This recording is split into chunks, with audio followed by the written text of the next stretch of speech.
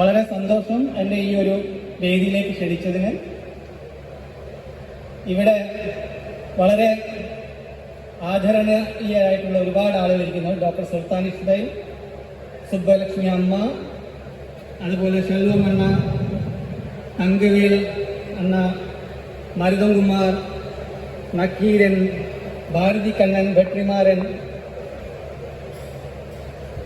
പാമയ്യൻ, NABARD, CGO, അതുമാതിരി എൻ്റെ friends ഒരുപാട് പേരിരിക്കും. കാർത്തിക്, ഭാരതി കണ്ണൻ, മഹേഷ്, വേലുസ്വാമി, വിഷ്ണു, അതുപോലെ കേരളത്തിൽ നിന്ന് കേരള ജൈവ കർഷക സമിതിയുടെ സംസ്ഥാന സെക്രട്ടറി സതീഷ് കുമാർ ഇരിക്കും. സോ കൃഷിയുമായി ബന്ധപ്പെട്ട ആരോഗ്യമുള്ള ഭക്ഷണത്തിനെ കുറിച്ചുള്ളൊരു കൺവെൻഷനാണിത്. ഇത് വളരെയധികം ഇന്നത്തെ കാലഘട്ടത്തിൽ പ്രാധാന്യം അറിയിക്കുന്ന ഒന്നാണ്. எல்லாருக்கும் வணக்கம். என்னோட தமிழோட ஒரு மலையாளம் உங்களுக்கு நல்லா புரியும், இருந்தாலும் தமிழில் பேச சொல்கிறாங்க. இந்த நிகழ்வுக்கு காரணமான அவரோட நண்பர்களாக இருந்த எல்லாரையும் முதல்ல அவர் நினைவு கூறுகிறார். കേരള ജൈവ കർഷക സമിതി എന്നൊരു സംഘടനയുണ്ട്. ആ സംഘടനയെ താലൂക്ക്, അതായത് ജില്ല മുതൽ താലൂക്ക്, പ്രാദേശിക തലം മുതൽ സംസ്ഥാന തലത്തിൽ പ്രവർത്തിക്കുന്ന സംഘടനയാണ്. അത് ഇതുപോലെ നിങ്ങളിവിടെ കൂടിയതുപോലെ എല്ലാ വർഷത്തിലും സംസ്ഥാന തലത്തിൽ ഒരു സംഗമം സംഘടിപ്പിക്കാറുണ്ട്. അവിടെ ജൈവ കൃഷിയുമായി ബന്ധപ്പെട്ട, നാച്ചുറൽ ഫാമിങ്ങുമായി ബന്ധപ്പെട്ട ക്ലാസുകൾ, സെമിനാറുകൾ, വിത്തിന്റെ പ്രദർശനം, ഇതേപോലെ കഴിഞ്ഞ ഈ 33 വർഷമായിട്ട് ഞങ്ങൾ നടത്തി വരുന്നുണ്ട്. கடந்த 33 வருடங்களாக கேரளத்தில் இந்த ஜைவ கர்ஷக சமிதி என்கிற அந்த அமைப்பு ஒவ்வொரு வருடமும் மாவட்டந்தோறும், மாநிலந்தோறும், தாலுகா தோறும், ஊராட்சி தோறும் இது போன்ற நிகழ்ச்சிகளை தொடர்ச்சியாக நடத்தி வருகிறோம். ஒவ்வொரு வருடமும் அது தொடர்ந்து நடைபெறுகிறது. அதன் மூலமாக அங்கு பெரிய எழுச்சியை உருவாக்கியிருக்கிறோம். ഈ ഒരു സമ്മേളനം സംഘടിപ്പിക്കുന്ന എന്തുമാത്രം ബുദ്ധിമുണ്ടെന്ന് ഞങ്ങൾക്ക് നന്നായിട്ട് അറിയാം. കാരണം എല്ലാവരെയും ഒരുമിപ്പിച്ചു കൊണ്ടുവരാ എന്നുള്ളത് ചെറിയൊരു കാര്യമല്ല, വളരെ വലിയൊരു കാര്യമാണ്. മാത്രമല്ല, വ്യത്യസ്തമായിട്ടുള്ള അഭിപ്രായങ്ങൾ, വ്യത്യസ്ത രീതിയിൽ പ്രവർത്തിക്കുന്ന ആളുകൾ, വ്യത്യസ്തമായി ചിന്തിക്കുന്നവരെ എല്ലാവരെയും ഒന്നിച്ചു കൊണ്ടുവരാ എന്നുള്ളത് വളരെ ശ്രമകരമായിട്ടുള്ളൊരു കാര്യമാണ്. അതിന് വേണ്ടി ശ്രമിച്ച ഇവിടുത്തെ സംഘാടകർക്ക് ആദ്യമായിട്ട് എല്ലാവിധ അഭിവാദനങ്ങളും അർപ്പിക്കുന്നു. இது போன்ற ஒரு நிகழ்வை, மாநில அளவிலான நிகழ்வை ஒன்று கூட்டுவதென்பது எவ்வளவு நெருக்கடியான செயல் என்பதை நாங்கள் அறிவோம். துண்டு துண்டான கருத்துகள் உள்ள அனைவரும் ஒன்று கூடி இங்கு சங்கமித்திருப்பது பெரும் மகிழ்வை தருகிறது. அதற்கு எனது வாழ்த்துக்களை தெரிவித்துக் கொள்கிறேன். ഇവിടെ പ്രാദേശികമായിട്ട് ഓരോ ജില്ലയിലും പ്രവർത്തിക്കുന്ന, തിരുവണ്ണാമലയിലുള്ള വിത്തുമായി ബന്ധപ്പെട്ട് പ്രവർത്തിക്കുന്ന കൂട്ടായ്മകളുണ്ട്. അതുപോലെ സംസ്ഥാന തലത്തിൽ ഇറക്കൈ വാങ്ങി കൂട്ടായ്മയ്പ് എന്ന് പറഞ്ഞ് പുതുതായിട്ട് രൂപീകരിച്ച കൂട്ടായ്മയുണ്ട്. അതുപോലെ മറ്റു തരത്തിൽ സീഡ് സേവേഴ്സ് നെറ്റ്വർക്ക് ഉണ്ട്. അതുപോലെ തന്നെ NGOകളുണ്ട്, പലതരത്തിൽ പ്രവർത്തിക്കുന്ന NGOകളുണ്ട്. നബാർഡുണ്ട്, ചെറുകിട സംരംഭകർ, എന്റർപ്രണേഴ്സ് ഉണ്ട്. എല്ലാവരും ഇവിടെ വന്ന് ചേർന്നിരിക്കുകയാണ്. ജൈവ കൃഷിയുമായി ബന്ധപ്പെട്ട് പ്രവർത്തിക്കുന്ന എല്ലാവരും ഒന്നിച്ച് വന്നിരിക്കുകയാണ് ഇവിടെ. இது மாவட்டந்தோறும் இயங்கக்கூடிய இயற்கை விவசாய அமைப்புகள் மற்றும் சூழல் சார்ந்த அமைப்புகள், தொண்டு நிறுவனங்கள், நபார்டு போன்ற வங்கிகள், சிறு உற்பத்தியாளர்கள், மதிப்பு கூட்டவர்கள் எல்லாருமா சேர்ந்திருக்கிற ஒரு முக்கியமான நிகழ்ச்சி. இது ரொம்ப மகிழ்ச்சியா இருக்கிறது. അതുകൊണ്ട് തന്നെ organic farming association of India എന്ന ദേശീയ സംഘടനയെ സംബന്ധിച്ചിടത്തോളം വളരെ പ്രധാനപ്പെട്ട ഒരു കോൺഫറൻസാണ്. 2019 organic farming association of India ചെറുപ്പക്കാരെ ഏറ്റെടുക്കുമ്പോൾ ഇന്ത്യയുടെ മിക്കവാറും എല്ലാ സംസ്ഥാനങ്ങളിലുള്ള ജൈവ കർഷകരെയും ജൈവ കൃഷിയുമായി ബന്ധപ്പെട്ട് പ്രവർത്തിക്കുന്നവരെയും ഒന്നിച്ചു കൊണ്ടുവരണമെന്ന് ഞങ്ങൾ ആഗ്രഹിച്ചിരുന്നു. അതിന്റെ ഭാഗമായിട്ട് പല സംസ്ഥാനങ്ങളിലും മീറ്റിംഗ് കൂടി, തമിഴ്നാട്ടിലും കൂടിയിരുന്നു. 2019 ஆர்கானிக் ஃபார்மர்ஸ் அசோசியேஷன் என்ற ஒரு அமைப்பு புதிதாக உருவம் கொள்கிறது. எப்படி என்றால், இதுகாலம் இயங்கிய மூத்தவர்களிடமிருந்து இளைஞர்களுக்கு அது கைமாற்றியது. அதன் பின்னர் இந்தியா முழுமையிலும் இருந்து ஏராளமான உழவர்களையும் விவசாயிகளையும் உழவர்களையும் இளைஞர்களையும் இணைத்து கொண்டு அது தன்னுடைய செயல்பாட்டை செய்து கொண்டிருக்கிறது. അത് മഹാരാഷ്ട്രയിലും മധ്യപ്രദേശിലും ഗുജറാത്തിലും പഞ്ചാബിലും ഹരിയാനയിലൊക്കെ ഒരുപാട് കർഷക സംഘടനകളുണ്ടായിരുന്നു. അപ്പോൾ അവരോടുമെല്ലാം നമ്മൾ ഡിസ്കസ് ചെയ്തു. മധ്യപ്രദേശിൽ ഒരു ഗ്രൂപ്പ് രൂപീകരിച്ചു. ഗുജറാത്തിൽ one Gujarat organic farmers association എന്ന് പറഞ്ഞിട്ട് ഒരു ഗ്രൂപ്പ് രൂപീകരിക്കുകയുണ്ടായി. അവരത് പ്രൊഡ്യൂസർ കമ്പനിയായി ഇപ്പം അവരുടെ ഉൽപ്പന്നങ്ങൾ ഏറ്റെടുക്കുന്ന ഒരു കൂട്ടായ്മയായിട്ട് മാറി. അങ്ങനെ ഓരോ സംസ്ഥാനത്തും ഉത്തർപ്രദേശിൽ ആവർത്തൻശീൽ KG എന്ന് പറഞ്ഞൊരു സംഘടന അവിടെ ഓൾറെഡി ഉണ്ട്. അത് ഒന്നും കൂടി ഞങ്ങളുടെ ഒരു നെറ്റ്വർക്ക് ഉണ്ടാക്കി. അങ്ങനെ മിക്കവാറും 10ഓളം സംസ്ഥാനങ്ങൾ, around 10 districts we have made our network. So already networks are there, but we just modified them. Maharashtra, Gujarat, Punjab போன்ற மாநிலங்களில் செயல்பட்டு வந்த உழவர் அமைப்புகள் ஒஃபாயோடு இணைந்திருக்கின்றன. உத்தரப்பிரதேசில் உள்ள ஒரு பெரும் அமைப்பு இவர்களோடு இணைந்திருக்கிறது. தமிழ்நாடு உள்ளிட்ட 10 மாநிலங்களில் உள்ள விவசாய அமைப்புகள் ஒஃபா என்னும் அந்த அமைப்போடு ഇணைந்து ഇന്ത്യ அளவில் പങ്കാറ്റി വരുகிறது. അതിൽ ഇതിൻ്റെ ഒരു പ്രധാനപ്പെട്ട കാര്യം, ഓർഗാനിക് ഫാമിംഗ് അസോസിയേഷൻ ഓഫ് ഇന്ത്യയെ സംബന്ധിച്ചിടത്തോളം യാതൊരു തരത്തിലുള്ള വിദേശ ഫണ്ടോ അതുപോലുള്ള ഏജൻസി ഫണ്ടോ ഒന്നും ഇല്ലാത്തൊരു സംഘടനയാണ്. അപ്പോൾ ഒരു സന്നദ്ധ പ്രവർത്തനമാണ്, ഒരു വളണ്ടറി ആക്ടിവിറ്റീസ്. അപ്പോൾ അത്തരത്തിലുള്ള സന്നദ്ധ പ്രവർത്തനത്തിന് ഇന്ത്യയിൽ മുന്നിട്ട് നിൽക്കാൻ വരുന്ന ആളുകൾ വളരെ കുറവായിരിക്കും. അതുകൊണ്ട് തന്നെ വളരെ പ്രയാസകരമാണ് മറ്റുള്ള സംസ്ഥാനങ്ങൾ, പ്രത്യേകിച്ച് കർഷകർ ഇന്ന് ഒരുപാട് ബുദ്ധിമുട്ടുകളും പ്രയാസങ്ങളും അനുഭവിക്കുമ്പോൾ അവരുടെ കൈവശത്തിൽ നിന്ന്, പോക്കറ്റിൽ നിന്ന് കാശെടുത്ത് പ്രവർത്തിക്കാൻ സന്നദ്ധരാകുന്ന ആളുകൾ വളരെ കുറവാണ്. പക്ഷെ പ്രവർത്തിക്കാതിരിക്കാൻ നമുക്ക് നിവൃത്തിയില്ല. ஆர்கானிக் ஃபார்மர்ஸ் அசோசியேஷன் ஒஃபா என்ற நிறுவனத்திற்கு தனியாக நிதி என்று ஒன்று இல்லை, ₹1 கூட எடுப்பதற்கு இல்லை. அப்படி இருக்கக்கூடிய ஒரு அமைப்பு தமிழ்நாட்டுக்கு இந்திய அளவில் இருக்கக்கூடிய விவசாயிகளை ஒருங்கிணைத்து அவர்கிட்டிருந்து எந்த பொருளுதவியும் பெறாமல் இந்த நிகழ்ச்சியை, இது போன்ற நிகழ்ச்சிகளை செய்வதில் பெரும் சிரமம் இருக்கிறது. இருந்தாலும் அது தொடர்ந்து செய்து வருகிறோம். ഇപ്പോൾ പ്രധാനമായിട്ടുള്ള 4-5 പ്രവർത്തനങ്ങളാണ് ഞങ്ങൾ നടത്തുന്നത്. ഒന്ന്, ദേശീയ തലത്തിൽ 2 വർഷം കൂടുമ്പോൾ ബൈനിയൽ ഓർഗാനിക് ഫാമേഴ്സ് കൺവെൻഷൻ നടത്തും. കഴിഞ്ഞ വർഷം ആലുവയിൽ, എറണാകുളം ജില്ലയിൽ, കേരളത്തിലായിരുന്നു നടന്നത്. അതുപോലെ തന്നെ ട്രെയിനിങ് പ്രോഗ്രാം നടത്തുന്നുണ്ട്.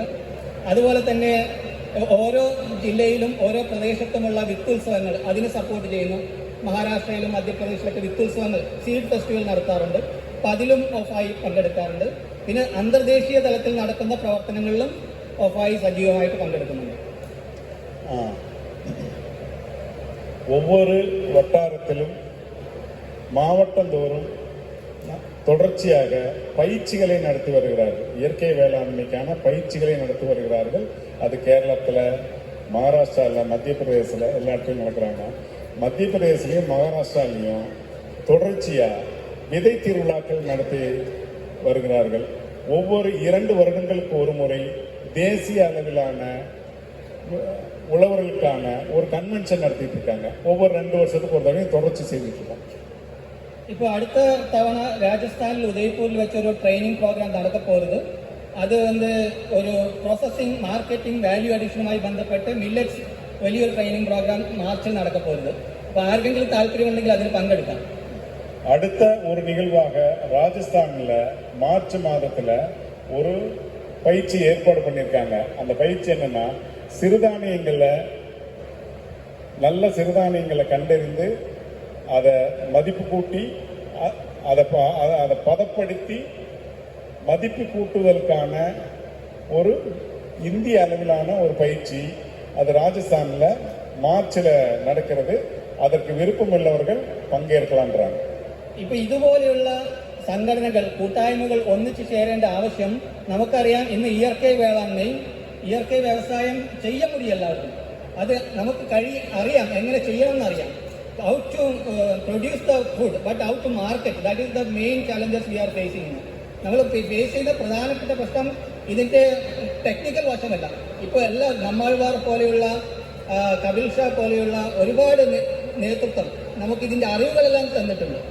We know every knowledge, but എല്ലാം കഴിഞ്ഞ് അത് ഉൽപ്പാദിപ്പിച്ച് കഴിഞ്ഞാൽ അത് മാർക്കറ്റ് ചെയ്യുക, അത് പ്രോസസ്സിങ്, മാർക്കറ്റിംഗ്, ബ്രാൻഡിങ്, സർട്ടിഫിക്കേഷൻ, ഇതാണ് നമ്മൾ നേരിടുന്ന ഏറ്റവും പ്രധാനപ്പെട്ട പ്രശ്നം.